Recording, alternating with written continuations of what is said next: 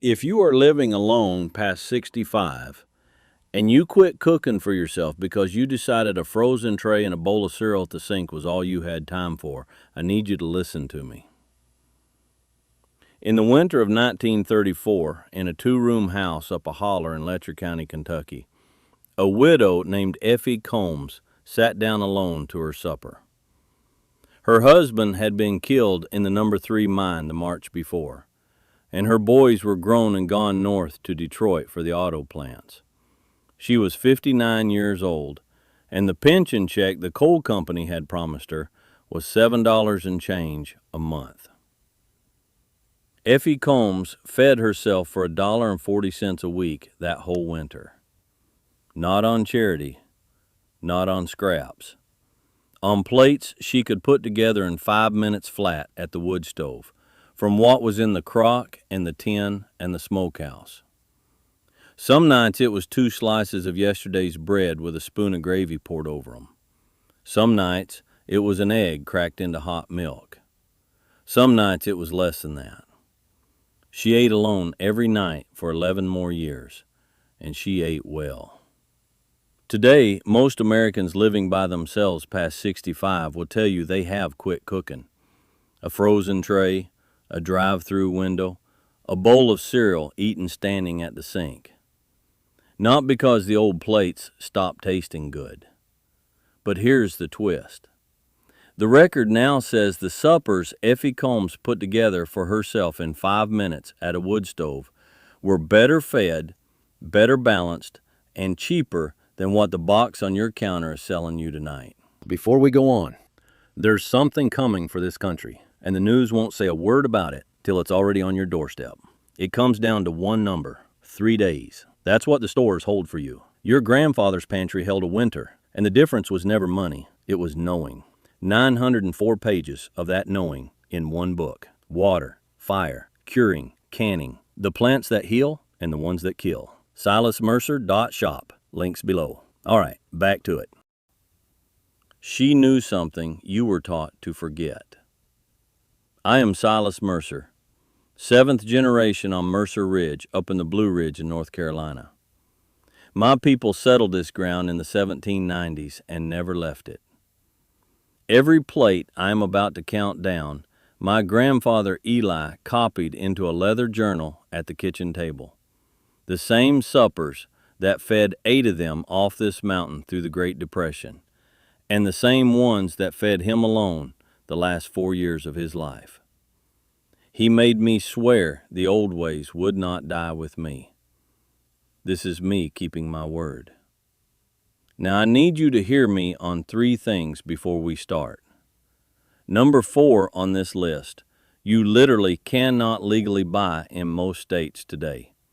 The government put a wall around it in the 1960s, and I will tell you exactly why when we get there. Number 8, a food scientist at Cornell quietly confirmed in 2019 does more for your gut than the $12 bottle the store sells you.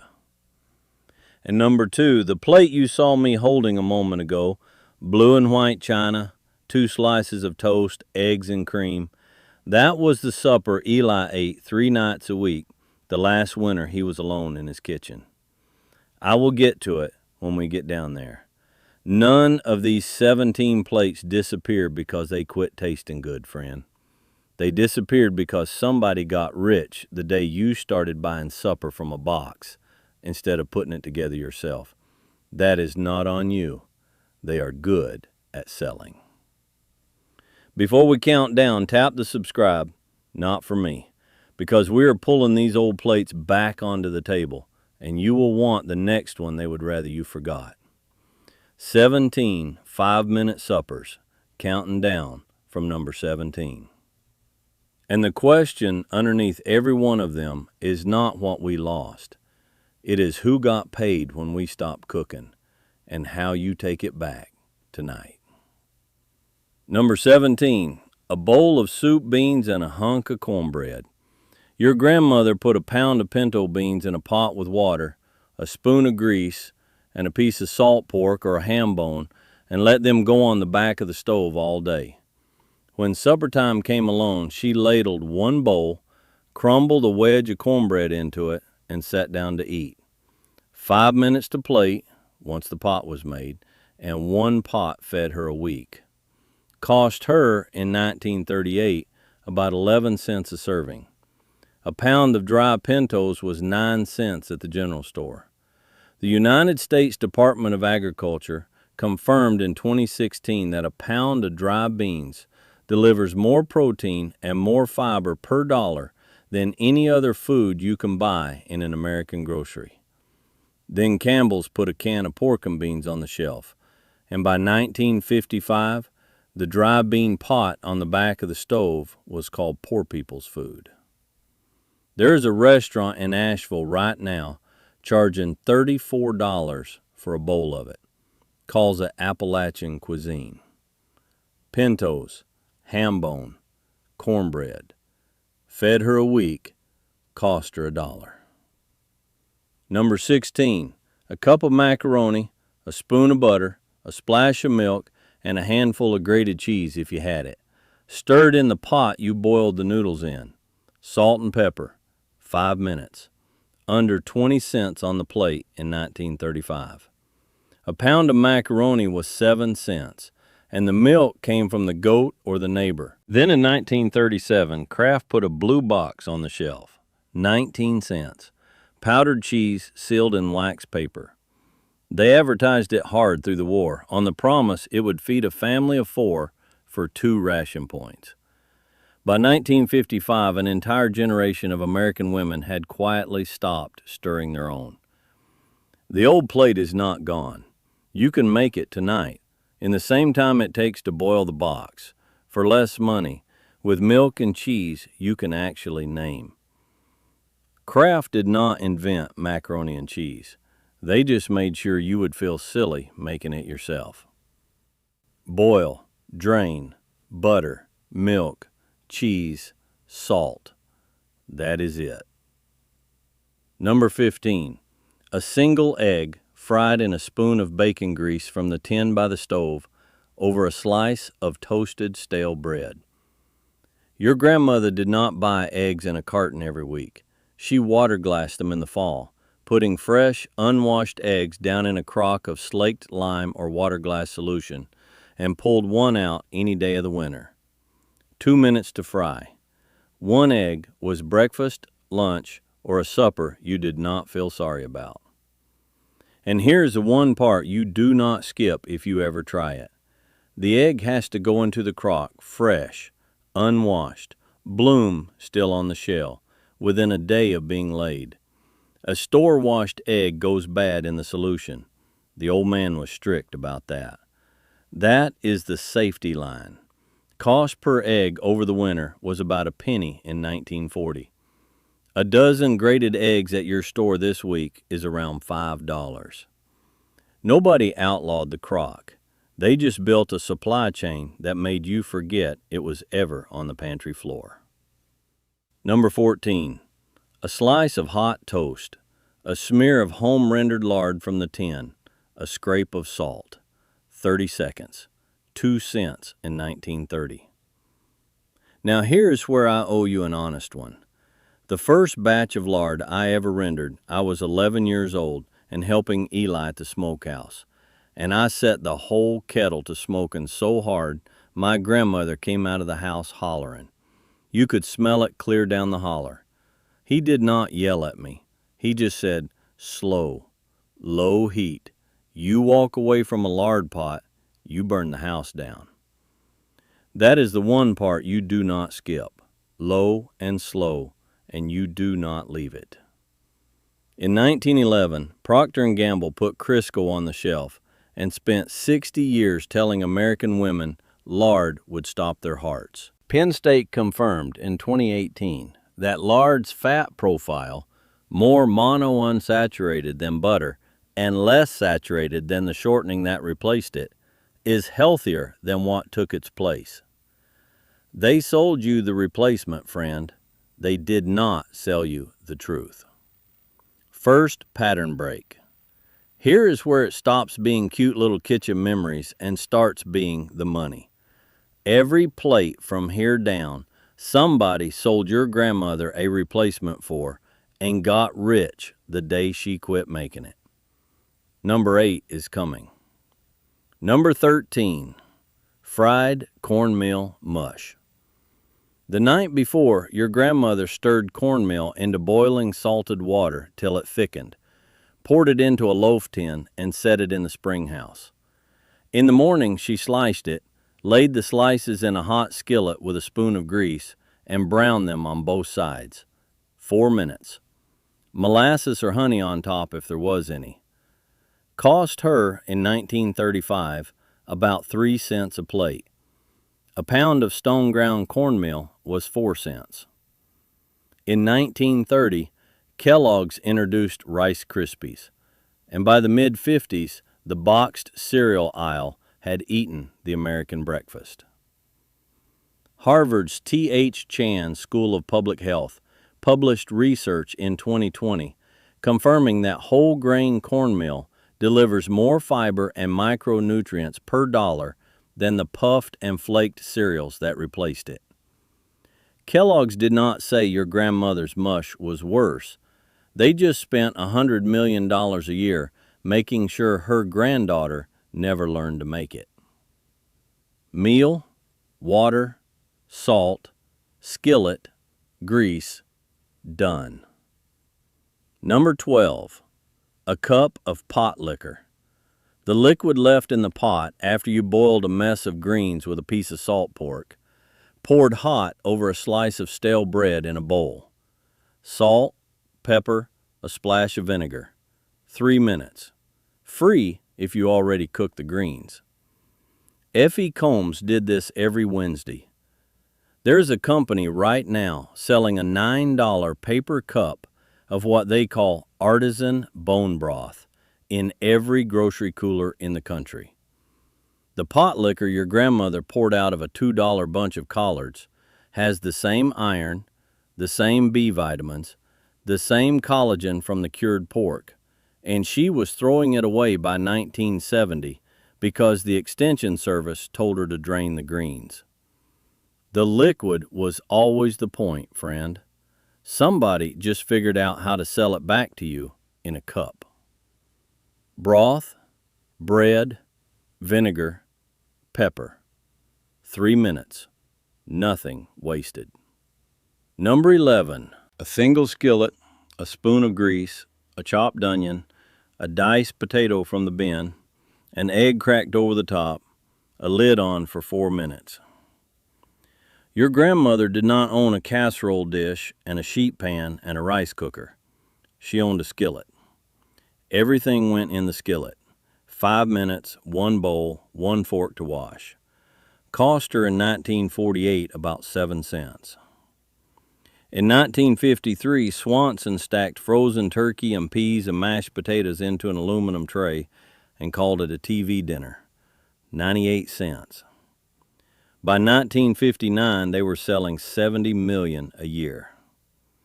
The skillet on the stove sat cold, and a whole generation of Americans forgot supper was 1 pan and 5 minutes away.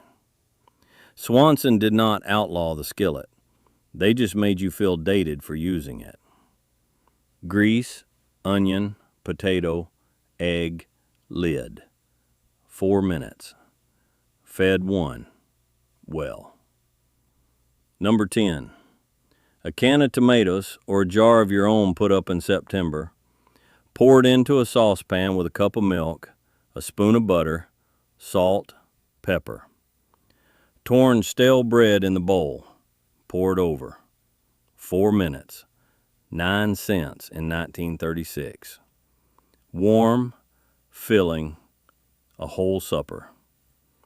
In the 1950s, Chef Boyardee and Campbell's went to war for the American pantry.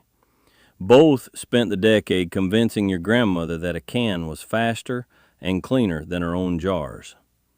By 1965, home canning had dropped by more than half in every state east of the Mississippi. The jar in the cellar was always faster than the can. She just quit trusting her own hands.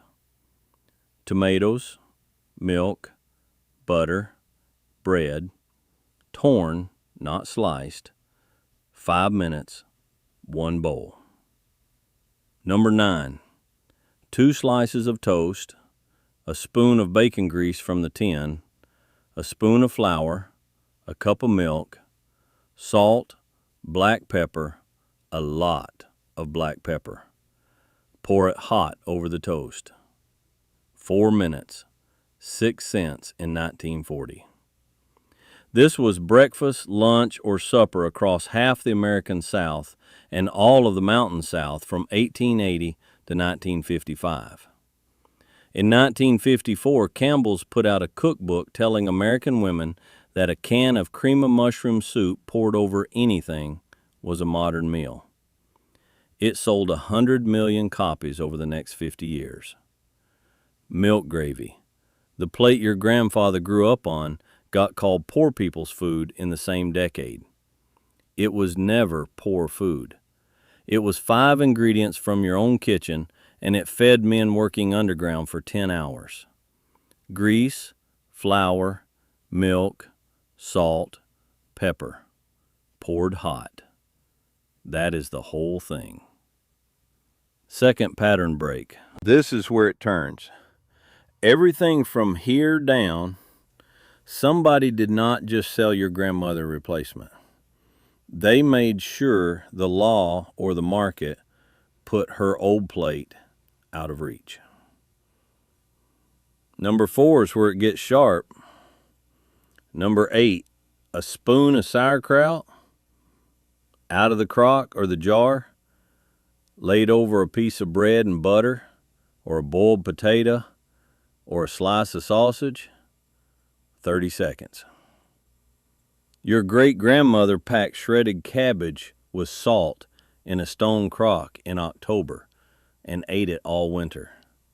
Fermented, alive, still bubbling.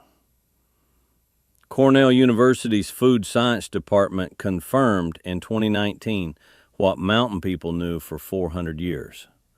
Naturally lacto-fermented sauerkraut carries live probiotic cultures at densities the $12 bottled probiotic in the pharmacy aisle cannot match. And here is the safety line.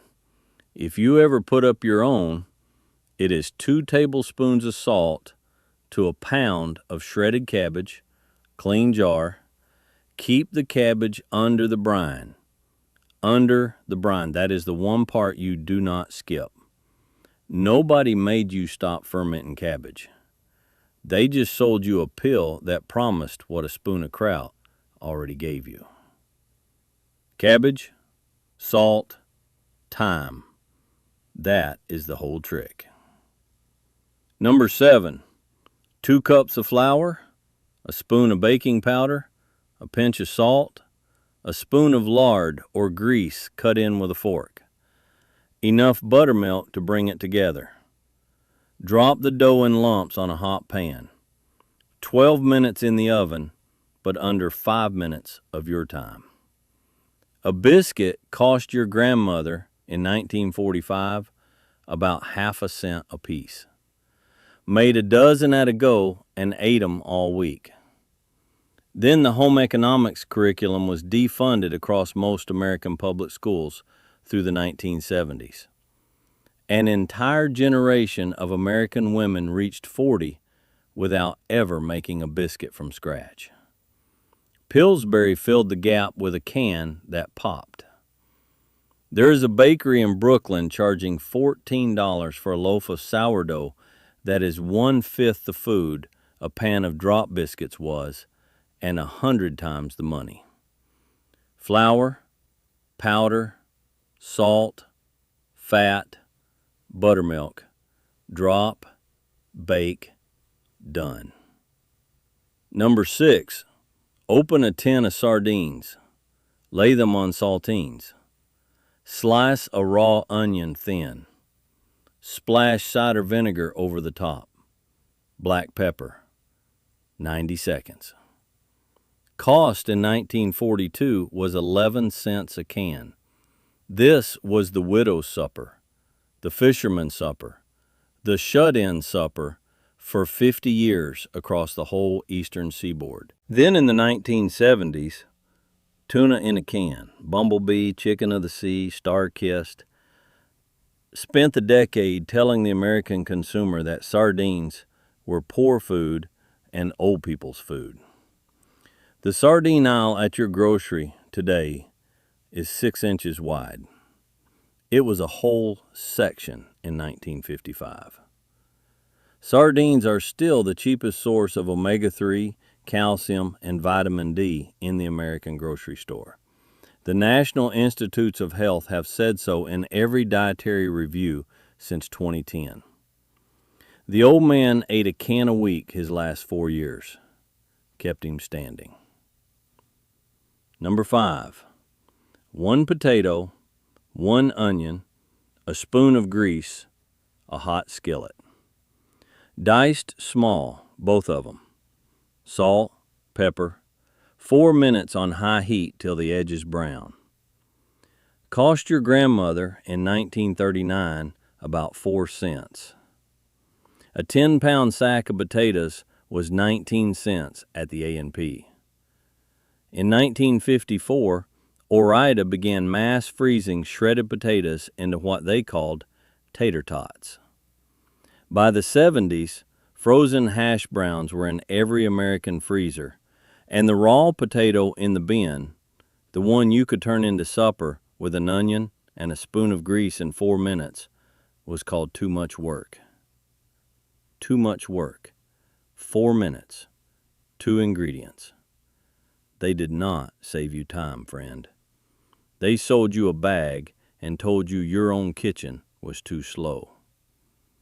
Potato, onion, grease, skillet, high heat, brown edges, salt. Fed 1. Number 4, and here is the one you cannot legally buy in most states today. Clabbered milk. Raw, whole milk from a healthy cow, left in a covered crock on the counter for a day or two till it soured and set. Thick, tart, like a loose yogurt. Poured over crumbled cornbread in a bowl. Salt, 2 minutes. This was supper across the American South from 1750 to about 1955. It was the plate the mountain child came home to. It was the widow's supper. It was what Eli ate the summer nights when the corn was in and the cow was full. Then, in the 1960s, the Food and Drug Administration began restricting interstate sale of raw milk. And in 1987, they formalized it. Every state now has its own rule. In most, you cannot buy raw milk in a grocery store at all. Nobody outlawed Clabber. They just cut off the milk that made it possible. Here is the honest line. Raw milk carries real risk if the cow, the pail, or the crock is not clean.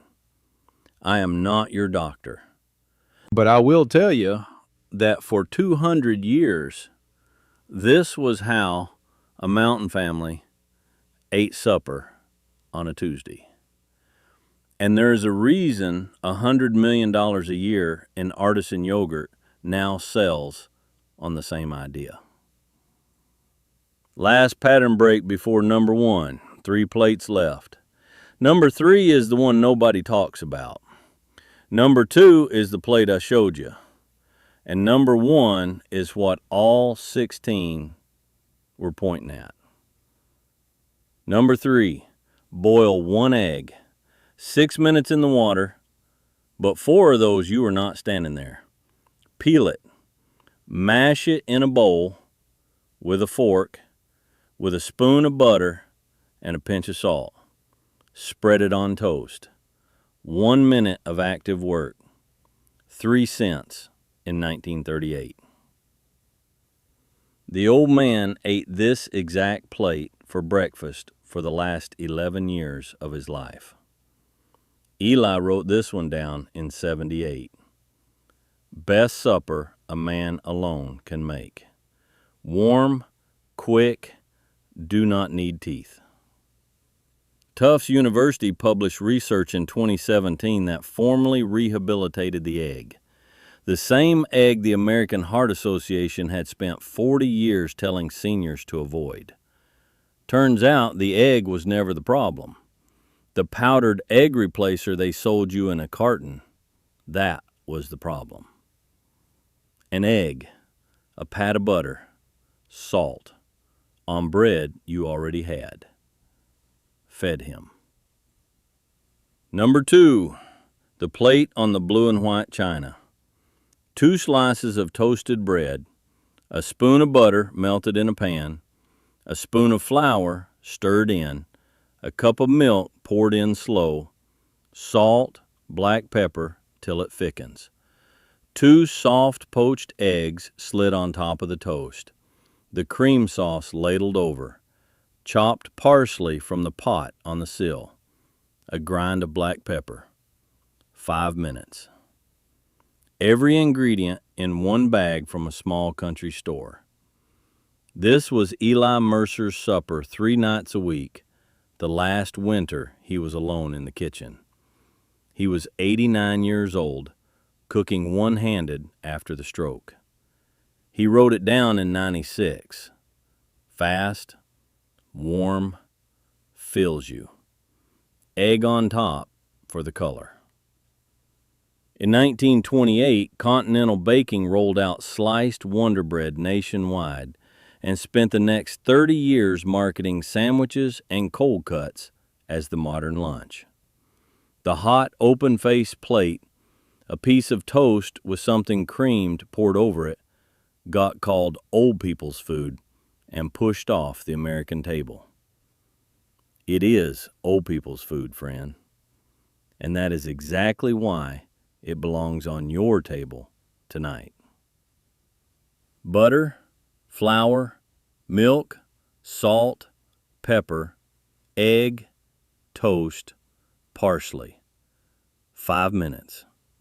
1 plate, blue and white. Number 1 is not a plate. Number 1 is the woman I told you about at the start, Effie Combs, 59 years old, alone in a 2-room house in Letcher County, feeding herself for $1.40 a week for 11 more years, on suppers she put together in 5 minutes at a wood stove. Effie died in her own bed in 1945 at 70 years old. Neighbors said she was cooking for herself the morning of the day she went. There was a bowl in the sink with cornbread crumbs and the last of the pot liquor from Wednesday's greens. Number 1 is not the soup beans. It is not the creamed eggs on toast. It is not the lard on the toast or the kraut out of the crock. Number 1 is the whole competence, the whole quiet knowing that a person alone at 65 or 75 or 85 can put a real supper on their own table in 5 minutes from what is in the pantry for pennies and sit down to it and be fed. Effie Combs was not poor. She was fed, free, and beholden to no store. 16 companies got rich the century after her, selling her granddaughter the idea that a woman alone could not feed herself. They lied. The plate has been on the table the whole time. Now hear me on this before you go. I am not selling you fear. I am not telling you the world is ending or the store is going to close or you need to bunker down. This is not that kind of talk. This is just supper. Old suppers. Real ones. And on the raw milk plate at number 4 and the fermenting at number 8, I am not your doctor. I am telling you where the line is, and the health department has its reasons. Pick one, friend. Just one. Not 17. One. Tonight, or tomorrow night, or Sunday. Put a pound of pintos in a pot with a piece of salt pork and let them go. Fry a slice of stale bread in a spoon of grease and crack an egg over it. Boil an egg for 6 minutes and mash it with butter on toast. Or make the plate on the china. 2 slices of toast, cream sauce, 2 soft eggs, black pepper, parsley from a pot on the sill. 5 minutes. 1 plate. 1 person. Fed. I put up 17 quarts of sauerkraut this October, the way Eli wrote it down in 58. 2 tablespoons of salt to the pound. Keep it under the brine. Fed me clear past Christmas. Cost me the cabbages and the salt. Tell me down below, what did your grandmother cook alone at her table? What plate did she make in 5 minutes that nobody in your family makes anymore? The one that gets the most comments is the one I do next. And listen, you eat from a can some nights? So did I, some months. So does most everybody. That is not on you. They are good at selling. But you know now, every one of these 17 plates your grandmother knew. Somebody just did not get the chance to pass them down to you. Now they are yours again. Next time, I am counting down the forgotten pantry. 21 shelf staples your great-grandmother kept in a jar or a tin that fed her through a winter alone, including the 2-cent white powder every mountain kitchen had in the cabinet from 1880 to 1955 that the grocery chains made sure your mother forgot how to use. Subscribe if you want that one. Not for me, for the plate on the table. The more of us keeping these old suppers standing, the harder it gets for the next box on the shelf to knock them down. Keep the old ways. They kept